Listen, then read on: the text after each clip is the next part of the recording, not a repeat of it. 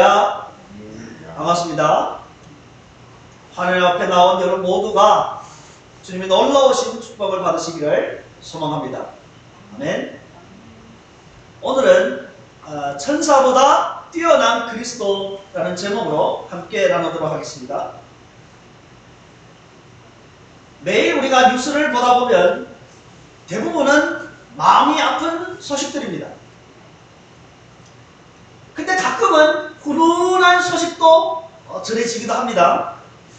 천사 같은 분들이 사랑의 손길을 보내며 위로와 사랑의 메시지를 전합니다.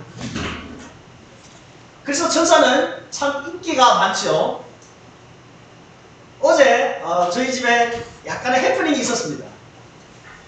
문 앞에 누군가가 이제 귤 한 박스가 이제 왔어요. 택배가 왔는데 누가 보내온지 모르겠는데요. 너 천사가 보내왔나 보다 해서 굉장히 기쁘게 그 귤 박스를 뜯어서 먹었습니다. 근데 나중에 알고 보니까 집사람이 시킨 겁니다. 주문을 했는데 본인이 주문한 건지도 모르고 이렇게 왔어요. 아내가 천사인 것 같습니다. 그래서 부모님들은 아이들에게 천사 같은 사람이 되라고 그렇게 가르치기도 하죠. 그래서 천사 날개가 있는 옷도 사주기도 합니다. 사람들은요, 하나님을 상대하지 않고서도 천사가 나를 도와주면 하늘의 복을 받을 수 있다라고 생각을 합니다. 그 대표적인 것이 뉴에이지라는 사상입니다. 뉴에이지라는 사상은요, 천사들이 우리에게 무한한 에너지를 준다고 주장합니다. 우리 목표가 이루어질 수 있도록 천사가 도와준다는 것입니다. 천사가 우리의 부정적인 생각들을 긍정적인 생각으로 바꿔준다라고 주장을 합니다. 천사가 우리를 위로해준다고 합니다. 우리가 무엇이든지 간절하게 원하기만 하면 천사가 도와준다는 것입니다. 이러한 사상들은요, 현대인들의 심리에 너무 딱 맞아서 굉장히 미혹적입니다. 그래서 뉴에이지 사상은요, 현대인들의 삶에 곳곳에 스며들고 있습니다. 그런데 뉴에이지라는 것은 진리와 이 오류들, 왜곡된 것들 적당하게 섞어서 진리처럼 가장해서 전하는 것입니다. 천사들로 가장한 이 앙견들의 거짓말이라고 하겠습니다. 이러한 것들은 성경이 제시하는 천사에 대한 평판과는 거리가 먼 것입니다. 그래서 천사에 대한 잘못된 태도를 취하고 있습니다. 그런데 이런 천사에 대한 잘못된 태도 혹은 부적절한 태도는요, 오늘날 우리 시대뿐만이 아닙니다. 1세기를 살고 있는 유대인들 가운데도 천사에 대한 불건전한 생각들이 편만해 있었습니다. 그래서 심지어는 천사를 숭배하는 사상도 있었습니다. 우리는요, 천사를 하찮게 여기지도 말아야 하겠다마는 천사를 또 우리 신앙의 부적절한 위치에 놓아서 이 천사를 숭배하기까지 이르는, 이렇게 해서는 안 되는 것입니다. 오늘 본문 히브리서 1장 4절에서 14절 말씀은요, 예수 그리스도가 어떻게 천사들보다 뛰어나신가 하는 내용을 길게 소개하고 있습니다. 예수님은 계시자로서, 또한 중보자로서, 구속자로서, 또한 우리의 보호자로서 천사와 비교할 수 없이 뛰어나다는 것입니다. 그리스도가 천사보다 높으신 그 근본 이유가요, 4절 말씀에 있습니다. 그가 천사보다 훨씬 뛰어남은 그들보다 더욱 아름다운 이름을 기업으로 얻으십니다.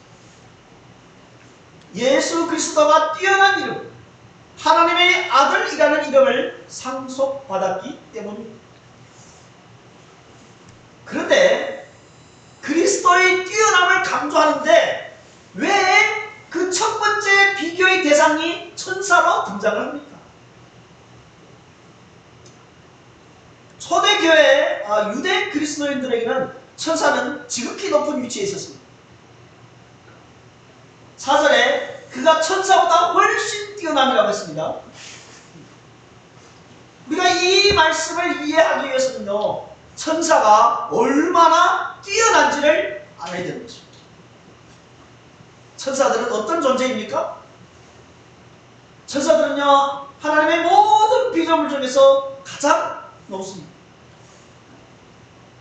우리 함께 보도록 하겠습니다. 구약성경 10편 103편 20절에 의하면요, 천사들의 능력은 탁월한 것입니다. 또 10편 104편 4절에 의하면 천사들은 하나님의 사역자들입니다. 다니엘서 7장 10절에 의하면 심판을 위해 수종드는 자들입니다. 신약성경 마태복음 24장 36절에 의하면 천사들의 집은 하늘에 있는 것입니다. 또 마태복음 28장 3절에 의하면 천사들의 용모는요, 불과 같았습니다. 그들의 입은 옷은 눈과 같이 희었습니다. 마가복음 8장 38절에 의하면 천사들은 거룩한 존재입니다.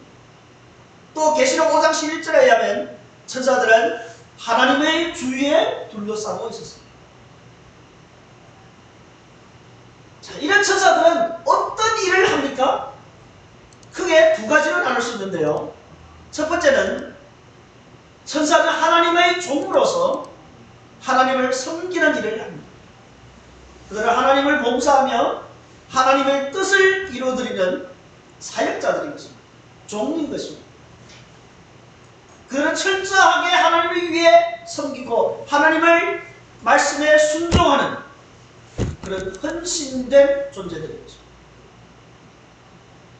천사들은 하나님이 그 진리를 전달하는 전달자, 하나님의 명령을 수행하는 자, 또 때로는 이스라엘 백성들을 위해서 전쟁하는 자로 등장하기도 합니다.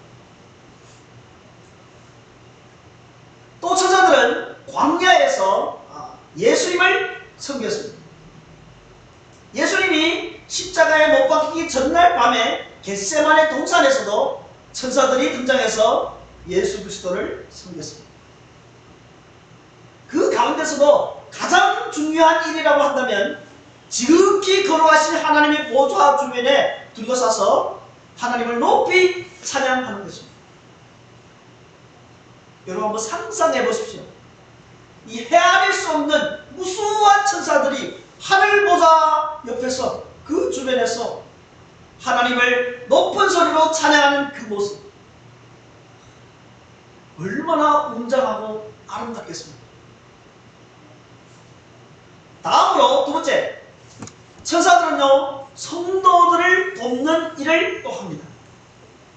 오늘 본문 14절에 보면 이렇게 되어 있죠. 모든 천사들은 섬기는 영으로서 구원받을 상속자들을 위하여 섬기라고 보내심이 아니냐? 하나님은 우리를 위해서 천사들을 명해서 모든 길에 지키게 하고 성도들의 발이 돌에 부딪히지 않게 붙들어 주시는 것입니다. 시편 91편 11절과 12절 말씀에 보면 이렇게 되어 있습니다. 그가 너를 위하여 그의 천사들을 명령하사 내 모든 길에서 너를 지키게 하십니다. 그들이 손으로 너를 붙들어 발이 돌에 부딪히지 아니하게 하리로다. 아멘. 거룩하고 능력이 겸비한 이 천사들을 보내주신 하나님의 그 성도들을 향한 그 사랑, 관심, 배려, 하나님 그 사랑이 느껴지십니다. 딱 마치 우리 아이들이 이 길 갈 때 돌에 부딪히지 않기 위해서 케어해주는 그 부모님의 심정, 그것이 바로 우리 하나님의 심정인 것입니다. 그런데 천사들은 이렇게 뛰어남에도 불구하고 천사는 피조물에 불과한 것입니다. 만일 예수 그리스도께서 가장 뛰어나신 자보다 더 뛰어나다면, 그러면 예수 그리스도는 모든 자들 중에서도 가장 뛰어나신 분임을 증명하게 되는 것입니다. 예수 그리스도의 뛰어나심을 밝히는 것은요, 이 편지를 받아보는, 지금 히브리서를 받아보는 그 성도들, 1세기의 그리스도인들이 굉장히 핍박받고 있지 않습니까? 근데 그들 중에는 이 기독교에서 이제 후퇴를 해서 과거에 제사를 지내던 그런 종교로 이제 다시 돌아가고 싶은 사람들이 존재합니다. 심지어는 천사를 숭배하는 사람들도 생겨났습니다. 그래서 그런 자들에게 예수 그리스도가 가장 뛰어나다는 것을 알려주기 위한 것입니다. 그래서 그대로 과거로 돌아가는 것은, 천사를 숭배하는 것은 그것보다 더 어리석은 것이 없다. 알려주기 위해서. 그리고 21세기를 살고 있는 우리들에게도 예수 그리스도가 가장 뛰어나신 분이시기 때문에 그분만을 바라보고 그분께만 초점을 맞추라고 우리에게 말씀하고 계신 것입니다. 자, 1장 4절에서 하나님의 아들 예수 그리스도가 천사보다 뛰어나다라는 것을 증명하기 위해서는요, 5절부터 이제 7개의 구약의 말씀들을 인용하고 있습니다. 제가 정리를 해놨는데요, 1장 5절부터 13절까지 구약의 시편, 사무엘하, 그리고 시편의 말씀들을 인용한 것을 제가 다 정리를 해놨습니다.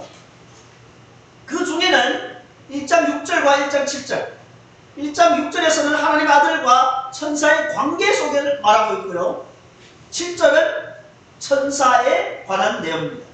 그 외의 모든 것은 예수 그리스도에게, 하나님의 아들에게 초점을 맞추고 있습니다. 그래서 이 7개 구약에 인용된 말씀들은요, 모두 천사가 하나님의 아들 예수 그리스도에게 비교할 수 없는, 비교의 대상이 되지 않는다는 사실을 증명해주고 있는 것입니다. 또 보십시오. 이 5절부터 이제 증명하는 부분, 14절에 보면요, 5절에 시작하는 부분과 13절에서 보면요, 이 단락의 시작과 끝에서 동일한 말씀이 나옵니다. 하나님께서 어느 때 천사 중 누구에게, 이렇게 나오죠. 13절에도 어느 때 천사 중 누구에게, 이렇게 말씀입니다. 자, 이렇게 증명하는 단락을 시작과 끝에서 동일한 말씀으로 이렇게 감싸고 있습니다. 그리함으로써 예수 그리스도가 천사보다 월등히 뛰어나다는 것을 더 두드러지게 해주는 것입니다. 그러면 우리 아래 말씀들을 하나하나 살펴보도록 하겠습니다. 먼저 제 5절 말씀을 우리 함께 읽도록 하겠습니다. 시작. 하나님께서 어느 때 천사 중 누구에게 너는 내 아들이라, 오늘 내가 너를 낳았다 하셨으며 또다시 나는 그에게 아버지가 되고 그는 내게 아들이 되리라 하셨느냐. 아멘. 5절 말씀은요, 구약성경 10편 2편 7절 말씀과 사무엘하 7장 14절 말씀을 인용했습니다. 먼저 10편 2편 7절의 말씀을 보는데요, 여호와께서 이르시되 너는 내 아들이라, 오늘 내가 너를 낳았도다 라고 되어 있습니다. 사실 예수님은요, 만물이 있기 전부터 하나님의 독생자였습니다. 성경에서 가장 중요한 구절, 한 구절을 본다면 신약성경 요한복음 3장 16절이 되겠습니다. 하나님이 세상을 이처럼 사랑하사 독생자를 주셨다는 것입니다. 그리스도가 어떻게 하나님의 아들이라는 이름을 기업으로 얻었습니까? 예수님의 생애와 사역 가운데 그분이 하나님의 아들이라는 선포는요, 여러 차례 있었습니다. 동정녀 마리아에게 아들을 낳을 것이라고 알렸을 때 천사 가브리엘이 그렇게 말했습니다. 그가 큰 자가 되고 지극히 높으신 이의 아들이라 일컬어질 것이다. 천사 가브리엘이 마리아에게 얘기해 준 것입니다. 또 예수님이 세례 요한에게 세례를 받을 때 우리는 하나님의 그 음성을 들었죠. 이는 내 사랑하는 아들이요 내 기뻐하는 자.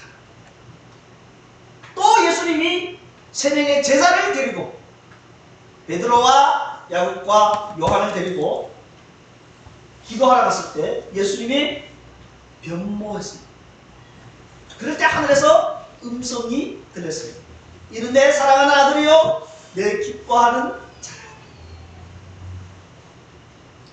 여기서 오늘 내가 너를 낳았다 라는 말씀을 사람들이 많이 오해하게 됩니다.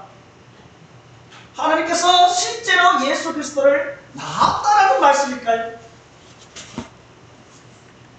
여호와 증인이라는 이단이 있습니다. 그들이 모인 곳을 왕국회관이라고 되어 있습니다. 혹시 길 가시면서 보신 적이 있는지 모르겠습니다. 한번 잘 살펴보십시오. 주변에도 있는 것 같습니다. JWORG 뭐 이렇게 되어 있죠. 이들은 예수 그리스도는 하나님에 의해 창조된 피조물이라고 알고 있습니다. 그래서 여호와 증인은 이단으로 정죄되는 거죠. 절대 그들의 주장처럼 그렇지 않습니다. 낳았다라는 것은 시간 속에서 역사 속에서 창조된 것을 말하는 것이 아니라 영원한 관계를 말하는 것입니다. 성부 하나님과 성자 하나님은 항상 영원히 아버지와 아들의 관계인 것입니다. 예수 그리스도는 영원한 하나님 아버지의 아들인 것입니다. 그런데 이 세상에 오셔서 고난을 통해서 완벽하게 순종하시고 나서 승천하셔서 하늘 보좌 우편에 앉으십니다. 사랑하는 성도 여러분, 예수 그리스도는 하나님의 영원한 아들인 것입니다. 예수님은 성육신 때나 아니면 그 이후에 하나님의 아들이 되신 것이 아닙니다. 이에 대해서 사도 바울이 뭐라고 하시냐면요, 로마서 1장 3절과 4절 말씀입니다. 그 아들에 관하여 말하면 육신으로는 다윗의 혈통에서 나고 성결의 영으로는 죽은 자들 가운데서 부활하사 능력으로 하나님의 아들로 선포되셨습니다. 곧 우리 주 예수 그리스도시죠. 인성에 의하면 예수님은 다윗의 아들로 불리지만 신성에 의하면 하나님의 아들이라 하는 것입니다. 우리 죄를 위해서 십자가에 죽으신 그 예수님을 하나님은 죽은 자 가운데서 다시 일으켜 세우셨을 때 하나님은 예수님을 자신의 상속자가 되게 하시고 온 세상 앞에서 이는 내 사랑하는 아들이라고 선포하시는 것입니다. 이것이 시편 2편 7절 말씀을 인용하면서 하신 말씀입니다. 그 다음에 나는 그에게 아버지가 되고 그는 내게 아들이 되리라. 자, 이 말씀은요, 구약 성경에서 가장 유명한 사무엘하 다윗 언약입니다. 하나님과 다윗이 언약을 맺은 그 내용입니다. 거기에서 인용한 것인데요, 1차적으로 하나님이 다윗에게 영구히 너희 가문에서 상속자가 있을 것이다, 다윗의 후손을 지켜줄 것이라고 약속했습니다. 그런데 이는 또 장차 오게 될 하나님의 아들 예수 그리스도에게서 온전히 성취되는 것입니다. 그렇다면 오늘 이 5절의 말씀의 핵심은요, 하나님이 어느 때에 천사 중 누구에게 말씀하셨나 하는 것입니다. 그 대답은 하나님이 천사 가운데 그 누구에게도 예수 그리스도에게 말씀하신 것처럼 그렇게 말씀하신 적이 없다는 것입니다. 천사들, 무수한 천사들에게 내 사랑하는 아들이라고 말한 적이 없습니다. 유독 예수 그리스도. 그러므로 예수 그리스도는 천사들보다 월등히 가장 뛰어나다는 것이 증명이 되는 것입니다. 그렇다면 우리는 누구를 바라봐야 돼요? 누구에게 구원을 바라야겠습니까? 그것은 바로 하나님의 아들이며 상속자로 확당하게 선포되신 그리스도 말입니다. 다른 어떤 것에서도 우리는 바라야 될, 구원을 바랄 수 있는 대상이 아닙니다. 우리는 그분만을 온전히 경배해야 되는 것입니다. 아멘. 예수님도 그렇게 말씀하셨습니다. 나로 말미암지 않고는 아버지께로 갈 자가 없다. 예수님 말고는 천국으로 갈 자가 누구도 없습니다. 세 번째 인용한 말씀입니다. 1장 6절입니다. 1장 6절 말씀은요, 시편 97편 7절 말씀을 인용했는데요. 예수 그리스도에게 경배하라는 명령이 천사들에게 주어졌다는 것입니다. 여기서 마다들을 이끌어 세상에 다시 들어오게 하실 때, 마다들을 이끌어 세상에 들어오게 하실 때, 자, 이것은 이 시점이 언제인지라는 것에 대해서 좀 논쟁이 있더라고요. 대체는 세 가지 주장이 있는데, 첫 번째는 예수님이 초림하실 때, 두 번째는 예수님이 승천하실 때, 세 번째는 예수님이 재림하실 때라고 하는데, 자, 어찌 되었든 그리스도는 마다들로 천사 영역을 포함한 이 모든 세상을 상속하고 모든 세상을 다스리시는 뛰어나신 분이신 것입니다. 예수 그리스도는 가장 뛰어나신 분이시기 때문에 경배의 대상이라는 것이 6절의 핵심입니다. 자, 7절 말씀 보겠습니다. 7절은 이제 천사에 관한 것인데요. 7절은 시편 104편 4절 말씀을 인용했습니다. 시편 104편의 말씀을 읽어보면요, 빛에 대해서 나오고 하늘, 물, 구름, 바람, 불, 이 자연 만물들이 나옵니다. 이 자연 만물이 하나님의 명령을 수행한다는 것입니다. 그 가운데 이 시편 104편 4절 말씀은 바람이 하나님의 심부름을 하고 불이 하나님을 섬긴다라는 말씀입니다. 하나님은 그 목적에 따라서 바람을 사용하시고 불을 사용하십니다. 하나님은 천사들을 바람처럼 불처럼 마음대로 하나님의 뜻대로 사용하시는 것입니다. 여러분, 사도 요한이 요한계시록을 쓸 때 모든 그 천상의 환상을 보고 나서 천사를 경배하려고 했습니다. 천사 앞에 무릎 꿇고. 그 천사가 이렇게 말해요. 요한계시록 22장 9절 말씀인데요. 나는 너와 내 형제 선지자들과 또 이 두루마리의 말을 지키는 자들과 함께 된 종이니 그리하지 말고 하나님께 경배하라. 그리고 이 무수한 천사들과 만물이 다 예수 그리스도를 경배하는 것입니다. 요한계시록 5장 11절과 12절 말씀입니다. 우리 함께 읽도록 하겠습니다. 시작. 내가 또 보고 들음에 보좌와 생물들과 장로들을 둘러선 많은 천사의 행성이 있으니 그 수가 만만이요 천천히 큰 음성으로 이르되 죽임을 당하신 어린 양은 능력과 부와 지혜와 힘과 존귀와 영광과 찬송을 받으시기에 합당하도다. 아멘. 이렇게 사람들과 천사들은 경배의 대상이 아닙니다. 그러나 예수 그리스도는 경배의 대상입니다. 그런 점에서 예수 그리스도는 천사보다 월등히 뛰어나신 분이십니다. 자, 다음은 8절과 9절 말씀입니다. 8절과 9절 말씀은요, 예수 그리스도가 이제 왕이라는 것을 구약성경의 시편 45편 6절과 7절 말씀을 인용해서 증명합니다. 예수 그리스도가 하나님의 아들이라는 것을 밝히고 나서 이제 시편 45편 말씀을 인용해서 그리스도가 하나님이고 왕이라는 것을 증명합니다.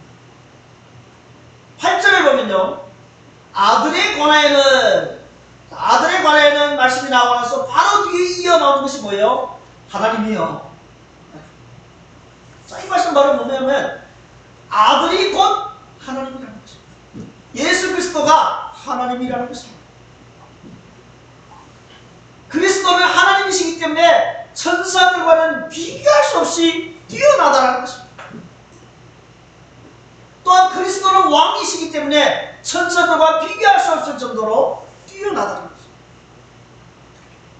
그리스도가 왕으로 오셔서 주권을 행사하는, 자, 이러한 주제는요, 사실 구약 성경에서부터 계속해서 말씀하고 있는 것입니다. 구약 성경에 대표적으로는 이사야서 9장 6절과 7절 말씀이 있고요. 또 신약 성경에서는 천사가 마리아에게 말씀하신 것도 있습니다. 우리 아까 잠깐 나눈 것인데요. 자, 여기 보면 누가복음 1장 32절과 33절 말씀입니다. 함께 읽도록 하겠습니다.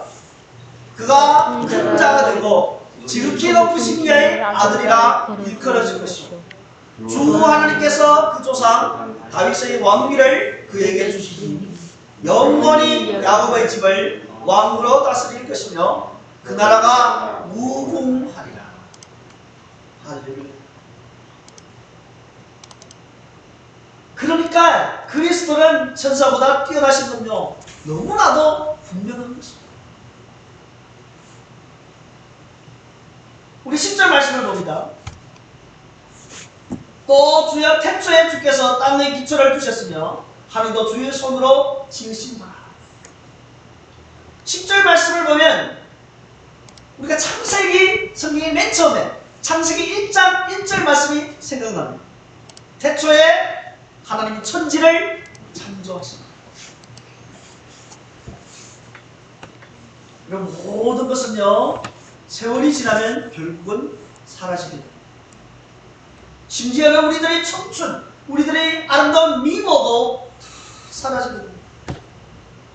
그것들은 여기 있는 말씀처럼 낡은 옷처럼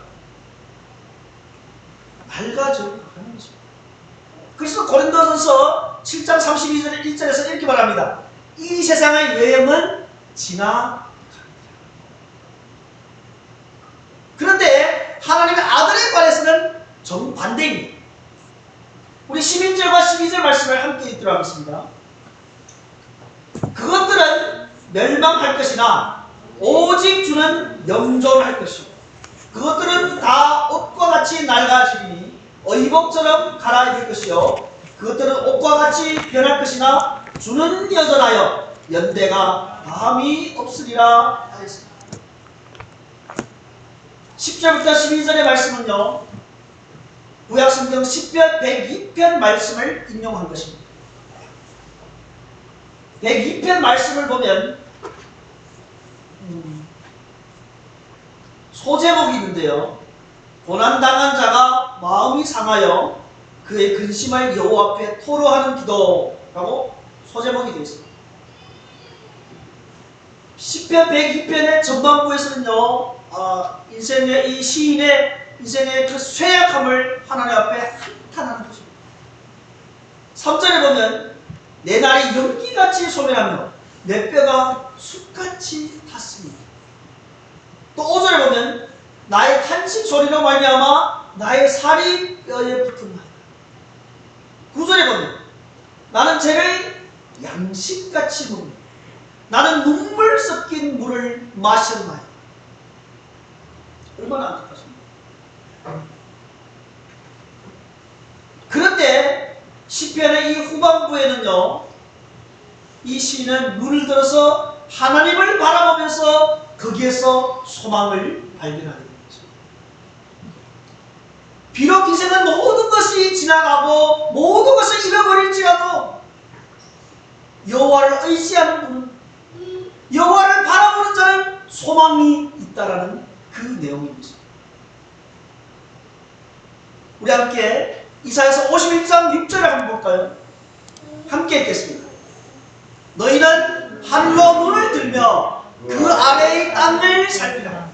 하늘이 연기같이 사라지고 땅이 옷같이 헤어지며 거기에 사는 자들이 하루살이같이 죽으려니와 나의 구원은 영원히 있고 나의 공리는 패하여지지 아니하리라.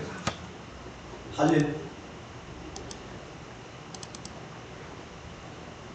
시인은 시편 102편 시인은 하나님 앞에서 이 소망을 발견하면서 마지막에 이제 오늘 이 히브리서 1장 10절에서 12절의 말씀을 인용한 그 말씀으로 끝이 됐습니다. 결국 시편 102편은요 예수 그리스도에 관한 말씀입니다. 시편 102편 3절에 내 날이 연기같이 소멸하며 내 뼈가 숯같이 탔으니 4절에 내가 음식 먹기도 잊었으므로 내 마음이 풀같이 시들고 말라버렸으니 8절에 내 원수들이 종일 나를 비방하며 내게 대항하여 미칠듯이 날뛰는 자들이 나를 가리켜 맹세하나이다. 자, 이러한 부르짖음은요 예수님이 십자가를 마주하고 그것을 지시는 예수님의 그 목소리가 아니겠습니까? 예수님이 사람들에게 멸시를 당하고 고통을 당하고 심지어는 가족들에게 버림을 받기까지 당하는 그런 고통을 다 겪으시지 않았습니까? 수치인 극치 십자가에 매달려서 저주받는 그런 죽음을 당하고 살아계셨을 때도 온갖 고통을 다 당하셨죠. 그래서 이 시편 102편의 그 후반부에는요 예수님의 그 고통에 대한 하나님의 응답으로 구성되어 있는 것입니다. 인간으로서는 저주를 당하고 십자가에서 죽으셨지만 하나님께서 그를 부활하셔서 하늘로 올리셔서 하늘 보좌 우편에 앉히신 것입니다. 그래서 시편 102편 마지막에 26절과 27절에 천지는 없어지려니요 주는 영존하시겠고 그것들은 다 옷같이 낡아지리니 의복같이 바꾸시면 바꾸려니와 주는 한결같으시고 주의 연대는 무궁하리라. 그렇기 때문에 예수 그리스도는 우리가 전적으로 의지하기에 합당하신 분이십니다. 구원을 얻기 위해서 천국을 가기 위해서 이 구주에게 의지하지 않는 사람, 이 구주에게 나아가지 않는 사람이야말로 가장 어리석은 것입니다. 오늘 증명의 마지막입니다. 13절과 14절 말씀은 1장 13절과 14절 말씀은 그리스도께서 하나님의 보좌 우편에 앉으셨다는 것을 밝히면서 천사들은 섬기는 종이라고 합니다. 이 말씀은 시편 110편 1절 말씀을 인용하는데요. 그리스도가 하나님 우편에 앉으셨다는 것을 밝히십니다. 자, 이것은 그리스도가 왕이라는 표현이기도 합니다. 근데 이미 8절과 9절에서 그리스도가 왕이라는 것을 밝힌 적이 있습니다. 그런데 여기에서 그리스도가 하늘 보좌 우편에 앉으신 것을 다시 한번 말씀하면서 그리스도가 왕이라는 것을 이제는 클라이맥스로 끌어올리는 것입니다. 절정에 달하는 것입니다. 예수 그리스도는 이 우주의 대왕으로서 하늘 보좌 우편에 앉으십니다. 천사들은요 우리에게 구원을 줄 수도 없고 하나님의 상속자도 아니고 단지 뭐예요? 섬기는 영웅인 것입니다. 그러므로 예수 그리스도는 천사와 비교할 수 없을 정도로 뛰어나신 분이신 것입니다. 말씀을 맺겠습니다. 오늘의 말씀 속에서 그리스도의 세 가지 신성을 발견합니다. 그의 영원성, 전능성, 불변성. 예수 그리스도는 영원 전부터 계신 분입니다. 또 예수 그리스도는 전능하신 그 힘으로 우주 만물을 다스리시는 분이십니다. 또 마지막으로 예수 그리스도는 영원히 불변하신 분입니다. 12절에 됐죠? 주는 여전하여 연대가 다함이 없습니다. 히브리서 이제 나중에 보겠지만 13장 8절에서만 이렇게 되어 있습니다. 예수 그리스도는 어제나 오늘이나 영원토록 동일하십니다. 사랑하는 성도 여러분, 이 모든 것이 사실이고 이 모든 것이 진리이기 때문에 우리는 언제나 구원에 대한 확신을 갖고 예수 그리스도에게로 나아갈 수 있는 것입니다. 예수 그리스도는 우리를 사랑하시고 우리를 위해 자신을 주기까지 하셨으며 그리고 구주와 주님으로 우리를 영원히 다스리시고 언제나 동일하시고 연대가 다함이 없으신 분이십니다. 우리는 오늘도 그 주님을 의지해서 그분을 사랑하고 그분만을 높이는 믿음의 백성들 되시기를 주님 이름으로 축원드립니다. 아멘.